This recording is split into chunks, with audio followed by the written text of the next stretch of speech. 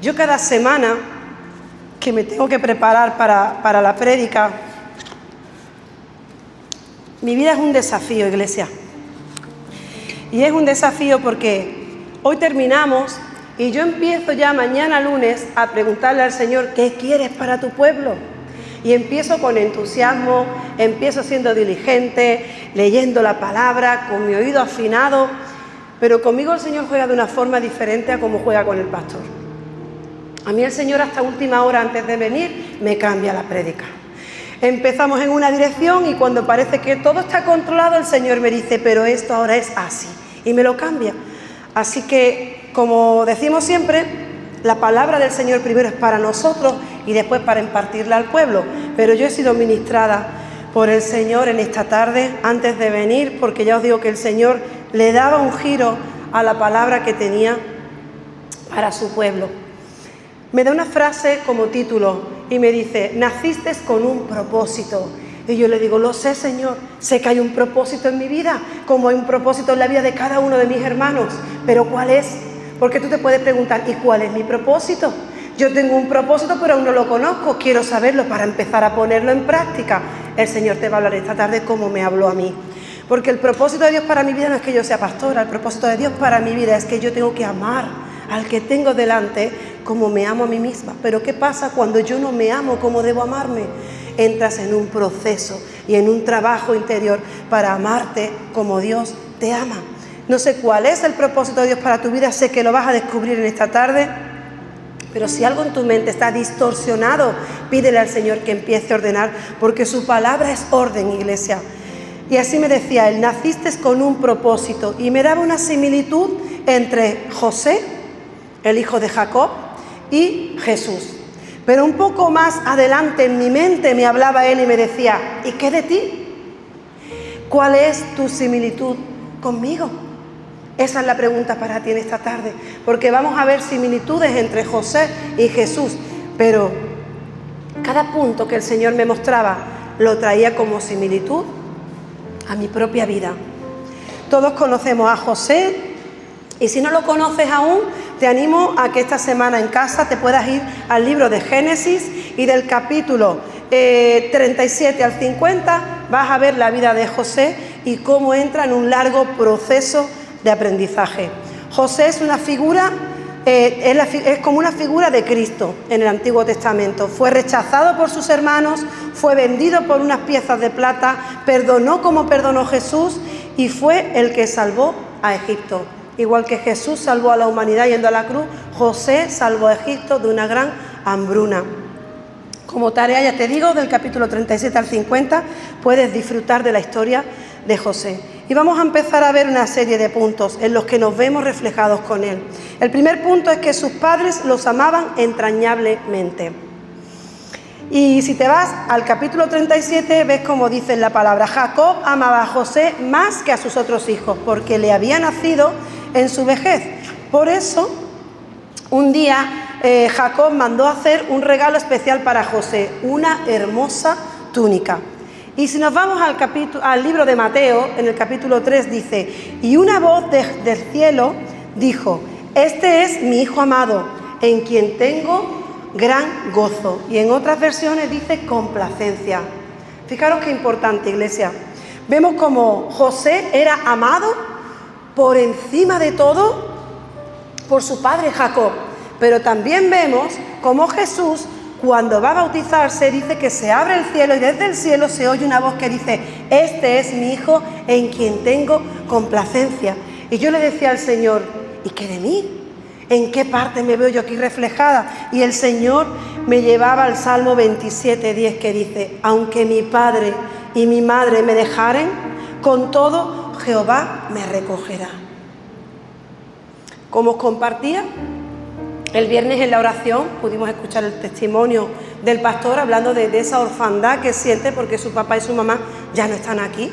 Yo sigo teniendo a mi madre aún viva, está aquí en la sala, pero mi padre no está desde hace muchos años. Y así tú puedes decir, pues a mí también me falta alguno de mis padres, ¿verdad? Y puede haber una orfandad en tu vida. O quizás tienes a tus padres vivos y en ningún momento pues han hecho la función correcta como padre.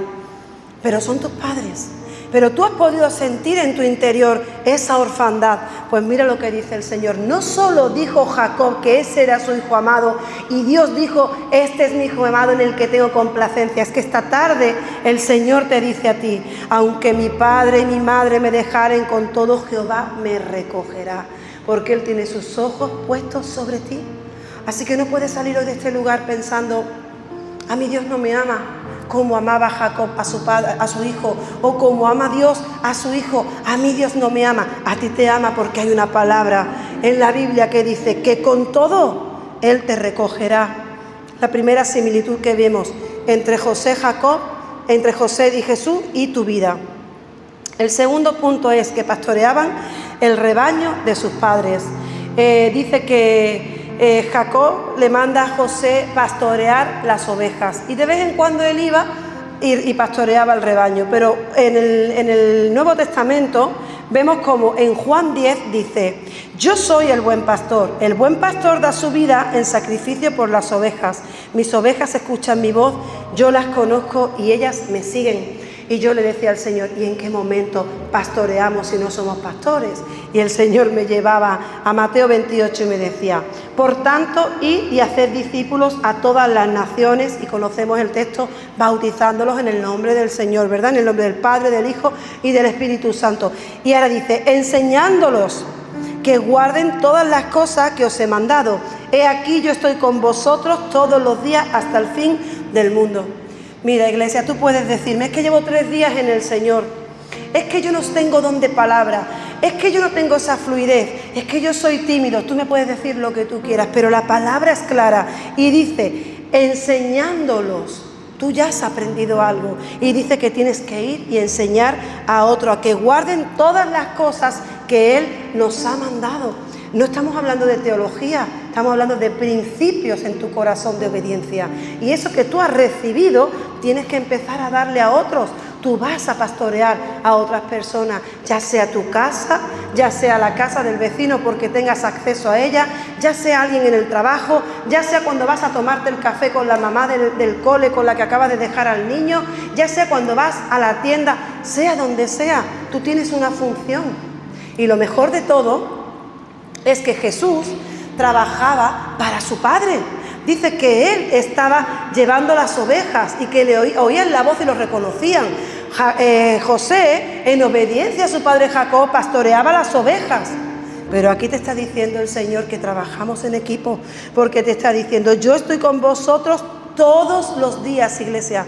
No te está diciendo solamente cuando te levantes o a media tarde o cuando vayas a hablar con esa persona voy a estar, pero cuando vayas a hablar con la otra no. Te está diciendo, y yo estoy con vosotros todos los días hasta el fin del mundo. Fijaros, tú entras también en este plan. Necesitas ir y hacer discípulos. No es cuestión de teología, es cuestión de obediencia, iglesia. La siguiente similitud es que dice que sus hermanos los odiaban. Sabemos, porque en la Biblia lo pone, que los hermanos de José, cuando vieron que Jacob amaba tanto a José, empezaron a crear celo en su corazón y lo veían de venir y decían, ahí viene el soñador, mira, y con la túnica más bonita, porque la túnica que se hacía antiguamente era una túnica de manga corta y alrededor de las rodillas. Sin embargo, la de José, Jacob se la había mandado a hacer hasta los talones y de manga larga. Era una túnica que aparentemente llevaban los nobles de aquella época. La túnica de José creaba celos, iglesia. Tú tienes una vestidura real y esa vestidura que tú tienes crea celos, iglesia, levanta dolor y ampollas. Pero José, no por crear celos en sus hermanos, cortó aquello que tenía. Él siguió hacia adelante. Tú no puedes decir en esta tarde, Señor, conmigo no lo vas a hacer, porque me están molestando demasiado. Está clara la palabra del Señor en la que dice que lo odiaban, porque Jacob lo amaba más que a ellos. Y después también vemos en Juan como dice que Jesús vino a los suyos y los suyos no lo recibieron. Los suyos no lo recibieron. Jesús no pudo hacer milagros en el lugar donde nació porque no lo veían. Era el hijo del carpintero. Quizás tú te has levantado algún día, en mi casa pasa. Y voy a contarte algo privado pastoral. En mi casa pasa. Mi hijo se bautiza la semana pasada y en el momento que hace algo, dice algo que no es correcto, mi hija va y dice: ¿y tú te bautizaste el sábado? Está acusando. Pero es que mi hija está llevando la alabanza y a lo mejor hace lo que no es correcto y el niño le dice: ¿y tú eres la de la alabanza? En medio de la casa hay guerra. ¿Por qué? Porque tú conoces a los tuyos. Tú sabes, cuando yo me enfado me dicen: ¿y tú eres la pastora? Pues sí, soy la pastora. Y me equivoco y voy a la cruz y pido perdón y sigo avanzando. Pero mis hijos me ven, me conocen, saben cómo soy. Defectos tenemos todos. Pero a Jesús y a José lo odiaron, lo despreciaron. No permitas que en el hogar en el que tú estás creciendo venga nadie a acusarte. Porque te vas a equivocar, sí, muchas veces también, pero igual te vas a levantar. Y el que más te ama es el que más te va a señalar. Pero en este caso ellos vimos cómo los odiaban. ¿Qué es lo que crea este dolor y esta expectación? He puesto como ejemplo lo que podemos vivir en mi casa. Pero también me decía el Señor en Mateo: no piensen que he venido a traer paz a la tierra. No vine a traer paz sino espada, porque he venido para poner al hombre contra su padre, a la hija contra su madre y a la nuera contra la suegra. Los enemigos de cada cual serán los de su propia familia. Iglesia, cuando habla de traer conflicto, está hablando de que la luz con las tinieblas chocan. Tú tienes al Espíritu de Dios en tu vida, tú acabas de recibir a Jesús en tu vida y llegas a tu casa y hay un conflicto en tu casa y lo primero que hacen es señalarte. Tú no vas a señalar al que está haciéndolo mal. ¿Por qué? Porque por norma tienes misericordia, porque estás en la verdad. Pero el que no está en la verdad, lo primero que va a hacer es señalarte. Y cuando dice que viene a traer espada, la espada simboliza la división, la separación. Va a traer conflicto en el hogar. Gracias a Dios mi casa es una casa entregada al Señor, es casa de oración, todos estamos en la misma onda, pero aún así hay rivalidad y se señala el pecado del uno, lo señala al otro, pero estamos hablando de lugares donde los dos no son convertidos, los dos no han recibido a Jesús. Y lo que hace que tu amor por Dios te mantenga firme es lo que va a impedir que tú escuches a aquel que te está acusando. Pero tu amor tiene que ser firme. Pero hay un testimonio que me impactaba mucho y es que una señora conoce a Jesús y empieza a ir cada domingo al culto. Y cada domingo a la hora de marcharse del culto, su marido empieza a pelear con ella. No vas a ir, no vas a salir. Y peleando con ella, ella termina diciendo: me voy al culto. Cuando vuelve, se encuentra que la puerta está cerrada. No puede entrar en su casa. ¿Sabéis qué hacía esta mujer? Se acostaba en el felpudo y esperaba que amaneciera. Cuando su marido se levantaba para irse a trabajar y abría la puerta, ella podía entrar. ¿Sabéis cómo entraba? Humillada, al servicio. Se iba, se lavaba, se iba a la cocina, le preparaba el desayuno a su esposo, le servía el desayuno y después se retiraba. Así por un tiempo. ¿Sabéis qué sucedió? Conquistó el corazón de su marido, porque entendió que las batallas no se pelean con palabras, se pelean de rodillas. Ella iba al lugar donde necesitaba ser conectada con el Espíritu de Dios, pero sabía que al volver a su casa se encontraba una puerta cerrada y un hombre enfadado con ella. Dormir en el felpudo de tu casa es duro, iglesia, pero era inamovible lo que ella tenía con su Señor. Y cuando se levantaba por la mañana, con su mejor sonrisa, atendía a su esposo, que seguramente tendría hasta ganas de cogerlo del cuello, porque no es justo que te cierren la puerta de tu casa por ir a buscar al Señor. Pero ella en silencio, como Jesús fue al matadero en silencio, así entraba en su casa y ganó y conquistó el corazón de este hombre. Otro de los puntos, los que nos podemos ver como similitud con Jesús y con José, es que conspiraron para dañarlos. Dice que cuando José llega a donde están sus hermanos, lo ven de llegar y dicen: ahí viene el soñador, vamos a hacer un plan, matémoslo. Y empiezan a conspirar para acabar con la vida de José. Sin embargo, dice que al final uno de los hermanos entra en acción y dice, mejor no matémoslo, metámoslo en una cisterna, le decimos a papá que lo ha devorado un animal y aquí acaba todo. Conspiraron para acabar con la vida de José. Con Jesús hicieron lo mismo, empezaron a conspirar los líderes religiosos para pillar a Jesús en la mínima, para poder apresarlo y acabar con su vida. La similitud entre ellos dos, iglesia. El Señor habla con Moisés y le dice que me traigan 12 varas de las 12 tribus, 12 varas, para ver quién va a ser el sucesor de Moisés. Y dice que esa tarde vienen y le trae, cada tribu le trae una vara. A la mañana siguiente, cuando Moisés va al lugar donde las varas han estado expuestas, a la presencia del Señor, dice que solamente una está reverdecida, con flores, con fruto y fruto maduro. Fijaros, toda una temporada ocurre en una noche. Una vara que está reverdecida, con flores, con fruto y fruto maduro. ¿Estáis entendiendo el proceso? Y no estaba pegada a ningún árbol, una vara seca delante de la presencia. ¿Qué me decía el Señor? Hija mía, una noche en mi presencia puede sanar todo lo que el hombre dice en tu contra. Porque yo le decía al Señor, Señor, no es justo. Una palabra puede dañar mi reputación, puede manchar mi vida y años para que se limpie. ¿Y quién va a limpiarme? Me decía el Señor, yo. Tú sal en silencio. Una noche en la presencia del Señor, entendiendo todo esto, iglesia, floreces, das frutos y frutos maduros para que otros puedan alimentarse. ¿Qué te quiero decir con esto? Que así se levanten en contra de ti, así vengan y lancen lo más feo en contra de ti. Enciérrate con el Señor, no te defiendas. No te defiendas porque no tienes nada de qué defenderte, porque el que lleva tu causa es el que te defiende. Pero tu corazón y mi corazón necesita entrar en un estado de reposo. Necesitamos sanar nuestro corazón. Y voy a otra historia. Jesús muere un viernes, el sábado aparentemente no pasa nada, pero el domingo resucita y se presenta ¿a quién? A Tomás. ¿Y qué le dice? Mira mis cicatrices. Científicamente el cuerpo humano no puede cicatrizar en 24 horas, iglesia. El cuerpo humano necesita semanas o meses para entrar en una cicatrización si no hay infección en la herida. 24 horas en la presencia del Señor puede cicatrizar tu corazón, iglesia, porque el mío se cicatrizó. Y ahora puedo hablar de estas personas con amor en mi corazón, un amor que pensé que jamás se iba a dar, porque los amo.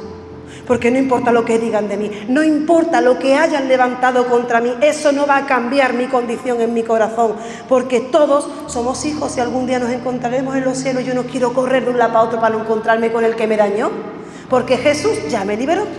Así que, ¿por qué te cuento esto? Para que si estás pasando por algún momento, algún proceso, puedas cerrar tu boca, encerrarte con el Señor, porque en 24 horas vas a reverdecer y vas a cicatrizar. En el nombre poderoso de Jesús. ¿Amén, iglesia? Amén. El siguiente punto es el quinto y dice que fueron tentados.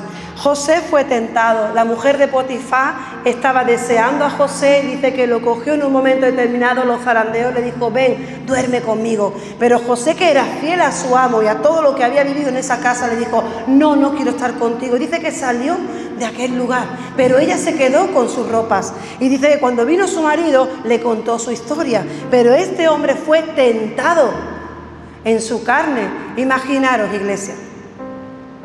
El marido, Potifar, el marido de esta mujer, quizás pasaba tiempo fuera. José era el esclavo pero sirviente de la casa, estaba como la mano derecha, era el que gobernaba la casa de Potifar, porque dice que todo iba en aumento desde que llegó José a su vida. ¿Qué podía haber dicho José? Bueno, no pasa nada, ¿quién se va a enterar?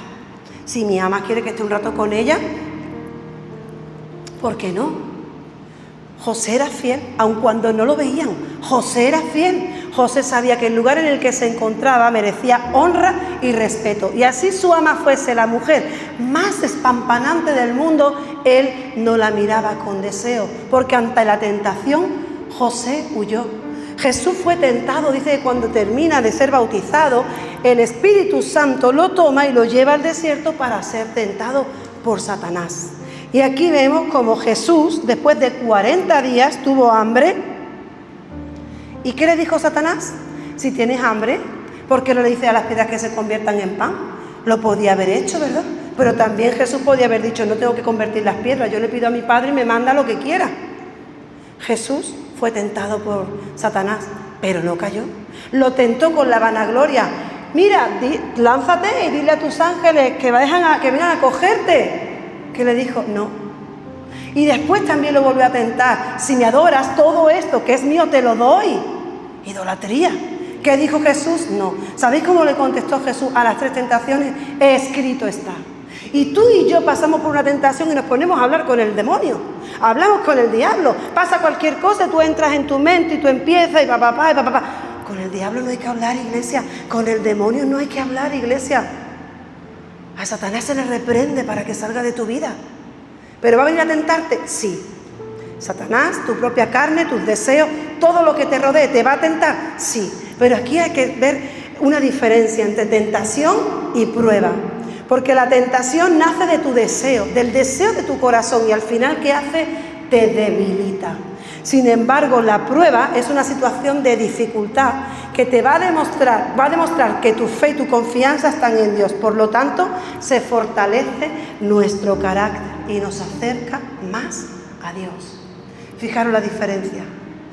Jesús fue tentado, tenía hambre, estaba débil, pero no cayó. Abraham fue probado, como compartía Tamara en la ofrenda. Abraham fue probada su fe.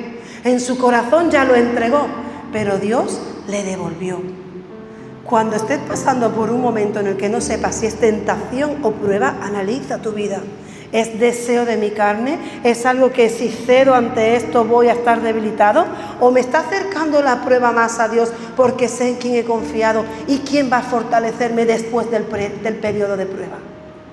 Pregúntale al Señor para no caer en la tentación de no saber si es Dios el que te prueba o es Satanás el que te tienta. Como sexto punto dice que fueron llevados a Egipto. José, una vez que los hermanos lo venden, dice que pasan por allí unos mercaderes y se lo llevan para Egipto. Y Jesús, cuando nació, te voy a leer literalmente, el versículo dice, esa noche José salió para Egipto con el niño y con María su madre y se quedaron allí hasta la muerte de Herodes. Así se cumplió lo que el Señor había dicho por medio del profeta: de Egipto llamé a mi hijo. Esta profecía la podemos encontrar en Oseas 11:1. Te está diciendo claramente el Señor: hay lugares de los que te voy a sacar para preservar tu vida. Y tú vas a ese lugar y te quejas con el Señor. Párate, iglesia. Si tienes tu oído atento a la voz del Señor, vas a entender cuando pasas por lugares que tienen que ser procesados en tu vida y cuando pasas por lugares donde vas a ser tu vida preservada. Son cosas diferentes. Entrar en un proceso o entrar en una que Dios te preserve la vida. José fue mandado a Egipto. Y cuando José llega a Egipto, lo venden y acaba en casa de Potifar. Y los problemas siguen aumentándose en la vida de José. Pero ¿sabéis qué pasó? Que llegar a José a Egipto lo iba a librar de las manos de sus hermanos que querían acabar con él. Sus hermanos querían matarlo literalmente. Sin embargo, el llegar a Egipto estuvo preservando la vida de José. Y ahora vemos a Jesús que Herodes quiere matar al niño y como quiere matarlo, un ángel se acerca y le dice a José: coge al niño y sal para Egipto hasta que te demos nueva orden. ¿Qué hizo José y María con su hijo? Preservar su vida hasta nueva orden. Y aquí el Señor me hablaba. A veces nos lleva a lugares que ni siquiera nos imaginamos, iglesia, para rescatar nuestra vida, para preservar nuestras vidas. Y en Oseas dice el Señor: Dios declara su intención de llevar a su pueblo al desierto para reconquistar su corazón y hacer que se enamore de nuevo de Él. Mira, iglesia, el pueblo de Israel estaba en perversidad. El pueblo de Israel tenía dinero, se encontraban bien, pero había entrado en un ambiente político en el que se estaban dando a otros dioses. Estaban yendo detrás de otros dioses, tenían una mezcla entre ellos, pero no estaban adorando a Dios. Y Dios tuvo que quitar su presencia de ellos para que vieran que sin Él nada podían hacer. Por años de nuevo el pueblo de Israel está metiendo la pata y ahora tiene que el Señor entrar con un plan nuevo. lo voy a sacar al desierto. ¿Para qué? Para enamorarlo de nuevo. Preservó la vida del pueblo de Israel, iglesia. Muchas veces entramos en el desierto y pensamos, Señor, me has traído aquí a comer arena. No, te ha llevado allí para que tu vida no acabe en desastre. Porque el Señor sabe lo que tiene que hacer con tu vida y con la mía. Porque si hemos perdido el primer amor, Él cogió al pueblo y lo llevó al desierto. ¿Para qué? Para enamorarlo de nuevo de Él. Si estás en un desierto, no pierdas el tiempo, iglesia. Va a haber arena, mucha, porque en el desierto hay arena. No hay agua, hay arena. Pero si estás en el desierto y estás viendo arena, párate y dile, Señor, ¿qué debo aprender? Porque quiero salir de este lugar. Hay veces donde el Señor te va a preservar y otras donde te va a preparar para salir de nuevo a su encuentro. Como séptimo punto, dice que le arrebataron sus túnicas. Cuando José llegó, sus hermanos le quitaron la túnica y lo arrojaron al foso. Dice que mataron un animal, llenaron la túnica de sangre para presentársela a su padre y decirle, tu hijo ha sido devorado por unas bestias del campo, no está aquí. Le arrancaron sus túnicas, pero la palabra también dice que Jesús, una vez que los soldados terminaron de crucificarlo, tomaron la ropa de Jesús y la dividieron en 4 partes, y una para cada uno de ellos. También tomaron la túnica, la cual dice que estaba hecha de una sola pieza, y entre ellos miraron y dijeron, en vez de rasgarla y destrozarla, ¿por qué no la echamos a los dados? Esto también es un salmo, es una profecía. Tenía que cumplirse, que las ropas de Jesús se la iban a echar a los dados, a suerte. Y yo te pregunto en esta tarde, ¿para qué crees que ha venido el ladrón? Para robar, para matar y para destruir. A José le quitaron su túnica, a Jesús le quitaron su túnica, y el enemigo puede venir en esta tarde a querer quitarte aquello que Dios te entregó. Depende de ti, de mí, que se lo entreguemos o le digamos, conmigo no juegas. Conmigo no juegas. El pan es para los hijos. Tú tienes derecho a vivir en libertad, iglesia, pero ¿qué le vas a entregar al enemigo? ¿Qué le vas a decir al enemigo que tiene legalidad en tu vida? ¿Qué puertas has abierto? Porque si dice que el ladrón viene para robar, matar y destruir, ese es el propósito de él.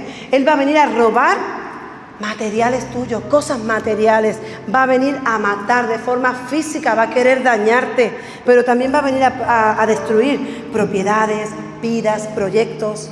¿Qué le estás permitiendo al enemigo que te quite en esta tarde? Porque José perdió su túnica, Jesús también, pero tú no tienes por qué perder nada, porque dice que el ladrón vino para robar, matar y destruir, pero yo he venido para que tengan vida y la tengan en abundancia. El propósito de Jesús es darte vida, ofrecerte una vida plena con propósito y una vida abundante para que puedas vivirla de una forma satisfactoria, iglesia. Por años he estado en los caminos del Señor y he ido arrastrando los pies diciendo, sí, Jesús me dio vida, sí, arrastrando los pies. Si Jesús te dio vida, tú no puedes arrastrar los pies, tú tienes que danzar delante de su presencia, porque en su presencia hay plenitud de gozo. Y esto no significa que no estés pasando por un mal momento, pero si tú tienes vida y vida en abundancia, quiere decir que una persona viva se está mostrando viva, se mueve, sonríe, la pellizcan y le duelen. Tú no puedes decir, tengo al Espíritu de Dios en mi vida y con la oreja agachada y arrastrando. Algo no está funcionando bien. El propósito de Dios es darte una vida satisfactoria. Que no tengas el mejor trabajo, que no tengas el mejor coche, que no tengas la mejor casa. No quiere decir que no tengas una vida satisfactoria. Porque Jesús vino para darte vida y vida en abundancia. El 8º punto es que fueron vendidos por precio de esclavo. Mira, iglesia, José fue vendido por 20 monedas de plata. Jesús fue vendido por 30 monedas de plata. Pero si recordáis, hace 2 semanas hablamos de Sansón. Dalila, los príncipes de los filisteos, 5 de ellos se acercaron e intentaron convencer a Dalila de que le sacara el secreto a Sansón de cuál era la fuerza que él tenía, ¿verdad? Pues ¿sabéis cuánto le ofrecieron a Dalila? 1100 piezas de plata por cada uno de ellos. Total, 5.500 piezas de plata por entregarle a Sansón. Y lo entregó, recordáis la historia, ¿verdad? Le entregó a Sansón por 5.500 monedas de plata. Cuando yo escucho esta historia, veo como Judas Iscariote llega y le dice, ¿cuánto me pagarán por traicionar a Jesús? Y ellos le dieron 30 monedas de plata. Cuando yo escucho esta historia digo, madre mía, lo que hizo Judas. Y el Señor me hablaba y me decía, ¿y tú? ¿Acaso no me has vendido? ¿Acaso no me has cambiado? ¿Quizás por menos? Y me llevaba el Señor a pensar en cuántos momentos yo he podido cambiar al Señor por alguna de esas monedas como hizo Judas. Judas lo traicionó. Yo también he traicionado al Señor cuando a veces digo, no tengo ganas de buscarte ahora, necesito un tiempo para mí. Ya llegará el momento de obedecer. En este plan tampoco no pasa nada. Si por aquí entramos, si hoy miento, si hoy hago, ¿por cuántas monedas no he cambiado yo al Señor? Y sin embargo, tengo la cara de mirar a Judas y decir, madre mía, ¿cómo fue Judas? Judas vivió con él, Judas estuvo con él, Judas hacía milagros, Judas fue bautizado, Judas cenó con él, Judas vivía con él. ¿Y yo? Si el Espíritu de Dios está dentro de mí, ¿acaso yo no vivo con el Señor? ¿Acaso yo no he sido bautizada? ¿Acaso yo no le sirvo? ¿Acaso yo no predico? ¿Acaso yo no tengo misericordia? ¿Acaso el Espíritu de Dios no se mueve en mí? Yo lo he cambiado por algunas monedas, iglesia. Y en esta tarde, tú que estás ahí, tienes que pensar, ¿por qué monedas he cambiado yo la presencia del Señor? Como os digo, esto no es una prédica para condenar, es una prédica para que podamos analizar nuestra vida, hacer una puesta a punto y seguir caminando en su presencia. El siguiente punto es que lo acusaron falsamente. Como decía antes la mujer de Potifar, los falsos testigos que cogieron, porque cuando quisieron ir a por Jesús, dice que buscaron a falsos testigos, le dijeron, venid y contar cosas que este hombre haya podido hacer para que podamos pillarlo y acabar con su vida. Sin embargo, dice que ninguno de los testigos que había allí, ni los falsos testimonios que dieron, pudieron acabar con la vida de Jesús. Pero aquí me paraba el Señor, porque yo le decía, sí Señor, pero ¿en qué momento nosotros hemos podido ser falsos testigos? Y el Señor me mostraba, cuando no has estado en un accidente y alguien te ha dicho, puedes venir a testificar, yo te cuento lo que ha pasado, tú solamente ves, lo cuentas y ya. Cuando has estado en un momento en el que te has visto en la tesitura de mentir a favor de alguien para que esa persona salga bien parada, lo hemos hecho mal, iglesia. Hemos acusado a otras personas falsamente, porque por levantar a este hemos hundido al otro, y encima de forma falsa. Tenemos que tener cuidado cuando alguien nos pide que hagamos algo por él y la mentira y la traición están en juego. Fue a la cruz y dice que a su derecha había un criminal y a la izquierda había otro. Pero José también, cuando José llega a la cárcel, dice que después de estar allí un tiempo aparecieron dos personas, el jefe de los coperos y el jefe de los panaderos.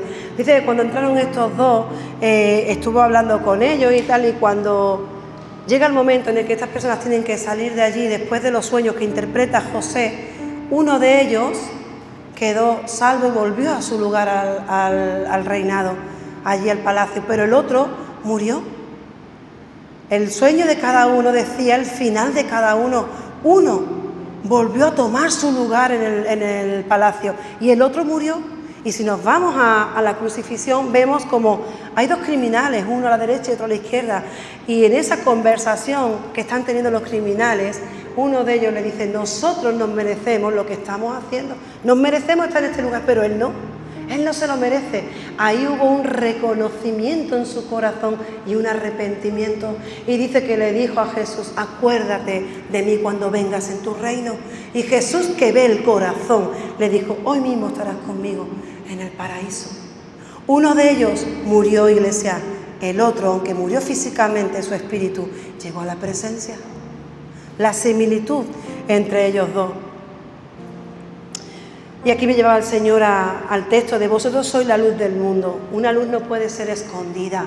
Si tú eres la luz del mundo y yo soy la luz del mundo, y José trajo ánimo al copero y al panadero. Jesús trajo libertad al que estaba en la cruz con él. Tú y yo, ¿qué crees que podemos hacer? ¿Cuántas personas hay a nuestro alrededor que están a punto de morir, de perder su vida? Y nosotros miramos para otro lado, ¿por qué no va con nosotros? Nosotros estamos para llevar la palabra, somos la luz del mundo. Mira, iglesia, una lámpara no se puede poner debajo de una mesa porque no da la función para la cual ha sido levantada. Tú y yo brillamos no porque tengamos luz propia, sino porque cuando recibimos a Jesús en nuestro corazón, la luz de Jesús es la que está en nosotros. La luna no tiene luz, la luna lo que refleja es el reflejo del sol. Tú y yo no tenemos luz propia. La luz que tú y yo portamos es la presencia de Jesucristo en nuestras vidas. Y si tú tienes esa luz porque Dios te la ha dado, ¿por qué no vas ahí fuera a hablarle a la gente que se está muriendo, que va a llegar a esa eternidad sin Cristo porque no ha conocido lo que tú y yo hemos conocido? Somos la luz del mundo. Y el Señor me mostraba un faro. En un día de claridad tú ves el faro, vamos a la Malagueta, vemos el faro muy bonito de noche, empieza el faro a iluminarse, da luz, se ve todo, ¿verdad? El faro, para eso ha sido creado, ¿verdad? Para que dé luz, para que la gente lo vea, los barcos puedan llegar, vean dónde está el puerto, el lugar de entrada, para eso ha sido creado el faro, ¿verdad? Pero ¿qué pasa en un día, una noche de niebla? ¿Qué pasa en una noche de niebla? ¿Qué hace ese faro? Sigue dando la función por la cual fue fabricado, sigue alumbrando. Y aun en medio de las tinieblas, iglesia, ese faro sigue dando norte y los barcos, por mucha niebla que haya, ven una luz, así se atenúe al fondo. Pues así tú pienses que tu vida no está brillando al 100%, piensa en esta tarde, yo soy ese faro en medio de las tinieblas, porque tú tienes luz, iglesia. Jesús ha puesto su luz en tu vida para que alumbres y así no estés dando la luz que da un día sin niebla, así estés dando la luz en un día de niebla. Tú has sido creado para dar luz en medio de las tinieblas, iglesia.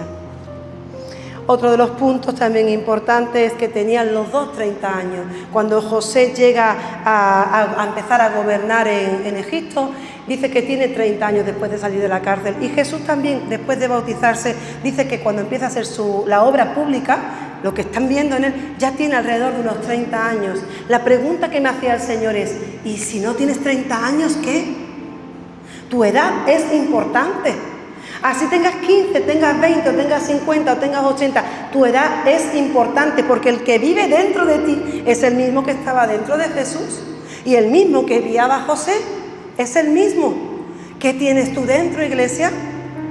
Tienes al dador de la vida, no importa la edad que tengas. Es más, si eres pequeño, eres un privilegiado, porque ya el Señor está empezando a trabajar en tu vida para que tú le des a otro por gracia aquello que recibiste por gracia. Así que la edad importa y puedes hacer mucho.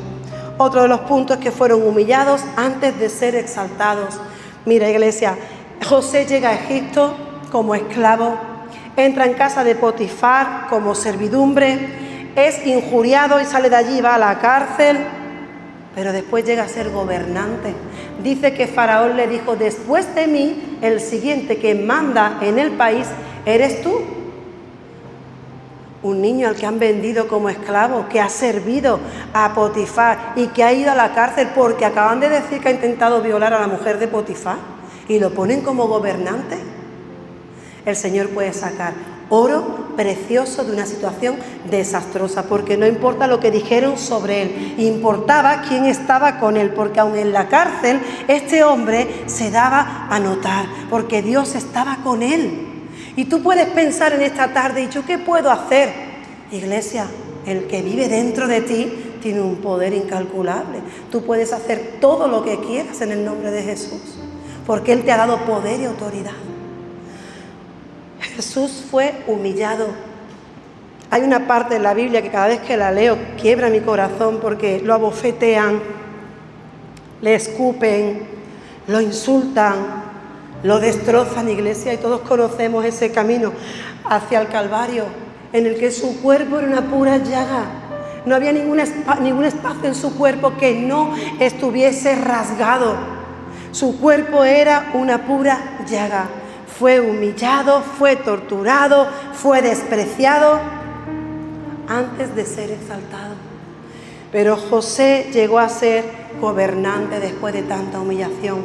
Y Jesús, después de morir en la cruz, vino a darnos vida. Una vida que no se acaba. Vino a ser exaltado. Hasta lo sumo lo levantó su Padre. Y aquí me recordaba el Señor 2 testimonios de cuando yo estaba estudiando en el instituto.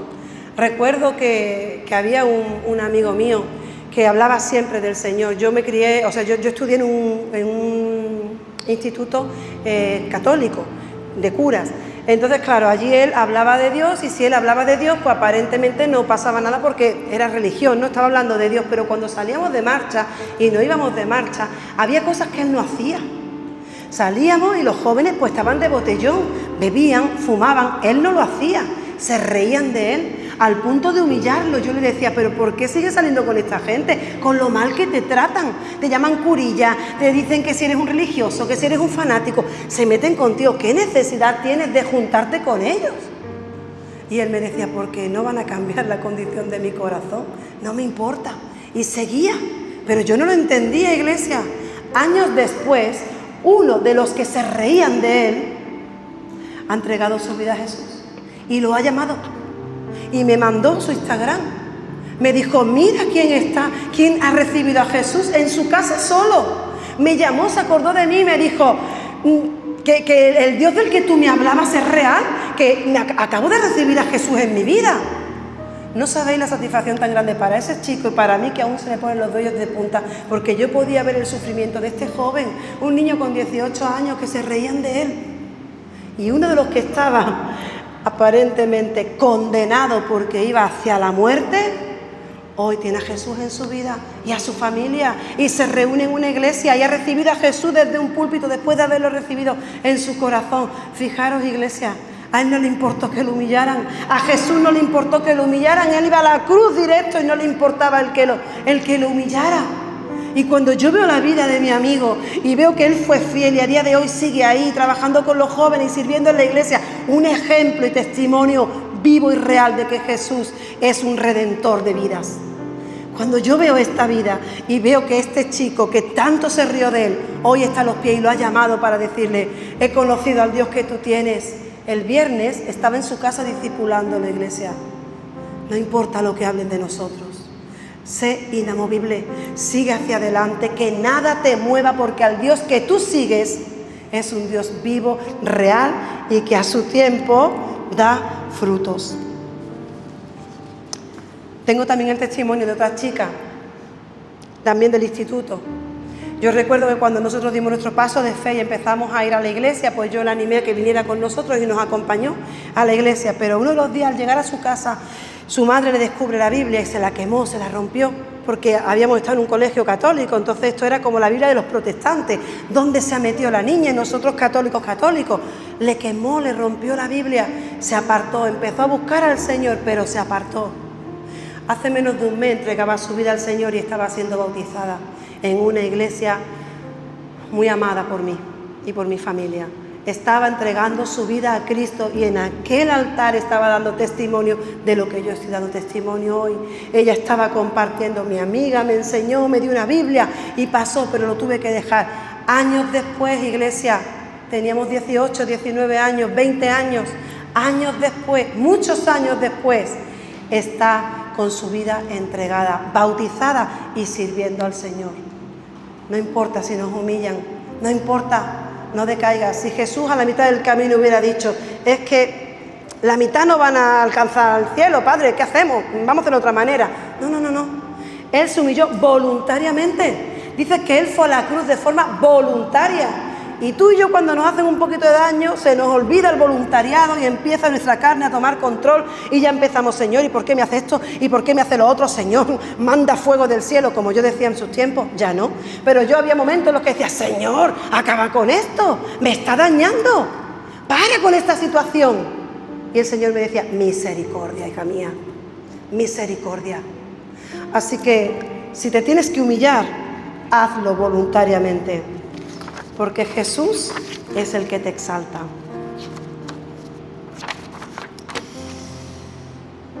Y uno de los puntos más importantes es que tanto José como Jesús perdonaron. José, hay varios capítulos, en el capítulo 45 y en el capítulo 50 habla del perdón de José hacia sus hermanos. Dice que cuando son confrontados, llegan a Egipto por la hambruna y vienen, José los confronta, le dice: yo soy vuestro hermano al que vendisteis. Y dice que allí en esa conversación los perdona. Pero un poco más adelante, en el capítulo 50, ya muere Jacob y los hermanos empiezan a hablar entre ellos. ¿Y si ahora que ha muerto nuestro padre, este quiere vengarse de nosotros por lo que le hicimos? Fijaros, iglesia, el hombre sigue con maldad en su mente y su corazón. José ya los había perdonado. Y ahora tiene que volverle a recordar: os perdoné y voy a seguir cuidando de vosotros y de vuestra familia. Sin embargo, cuando tú decides perdonar, el otro a veces cuestiona si tu perdón es verdadero o no es verdadero. Jesús fue a la cruz y una de sus últimas palabras, sus últimas frases fueron: Padre, perdónalos porque no saben lo que hacen. Jesús vertió el perdón en forma de sangre. Hasta la última gota de su sangre dio por amor a nosotros y para perdonarnos, iglesia. Y de aquí nos vamos a una historia, que es una parábola, la parábola del deudor que no perdonó. Dice que hay una conversación entre Pedro y Jesús que le dice: Maestro, ¿cuántas veces debo perdonar? ¿7 veces? Y le dice Jesús: no, Pedro, no 7 veces, sino 70 veces 7.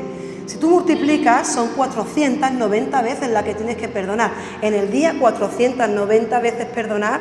¿Qué quiere decir? Siempre, Pedro, vas a perdonar siempre. Nos enseña a perdonar siempre. Pero es que a partir de aquí le dice: os voy a contar una historia.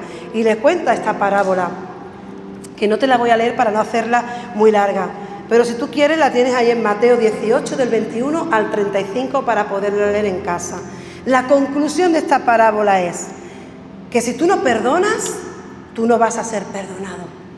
Lo dice la palabra. La conclusión es: eso es lo que les hará mi Padre Celestial a ustedes si se niegan a perdonar de corazón a sus hermanos. Iglesia, esto es muy peligroso. El perdón no es un sentimiento. El perdón no es una emoción. El perdón es una decisión.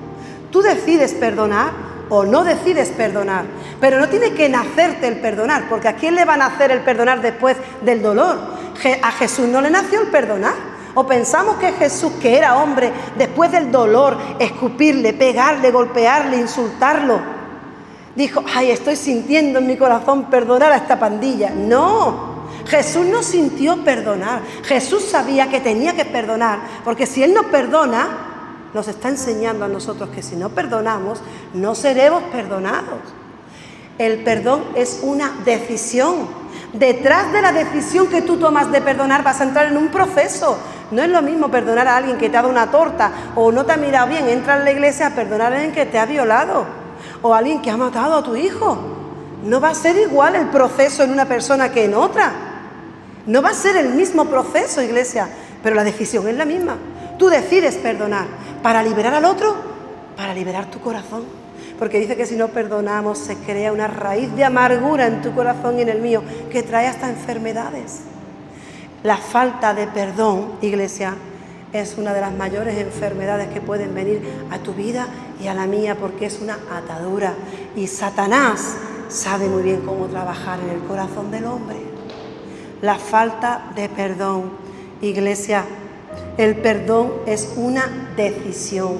Y si en esta tarde el Señor está trayendo ahí a tu corazón, a tu mente, que no puedes perdonar a alguien, o que no sabes cómo perdonar a alguien, o que no sabes qué hacer con esa falta de perdón, dile: Señor, lo dejo en tus manos, pero decido perdonar. He entendido que es una decisión y yo quiero tomarla. Decido perdonar, Señor. Lo dejo en tus manos. Vas a entrar en un proceso, pero recuerda, 24 horas en la presencia del Señor puede cicatrizar una herida, iglesia. Un rato en la presencia del Señor puede hacer reverdecer, dar frutos y frutos maduros en la vida de una persona. Pero depende de ti y de mí que demos el paso de decidir perdonar. Y hay algunas similitudes más, pero vamos a parar aquí, porque creo que el mensaje que el Señor quería traer para esta tarde ha sido terminado. Solo quiero, iglesia, que recuerdes como me recordaba él a mí, que tú puedes combatir la tentación, que tú puedes perdonar a aquel que te hizo daño, que tú puedes en un momento determinado pensar por cuántas monedas has vendido la presencia del Señor, porque son los puntos clave de la prédica, iglesia, son los puntos clave de la enseñanza del día de hoy. Tú puedes combatir la tentación, tú puedes perdonar y tú puedes en esta tarde cambiar esas monedas por la presencia de nuevo del Señor. Así que te voy a pedir que cierres tus ojos y como cada semana, al terminar, vamos a adorar al Señor.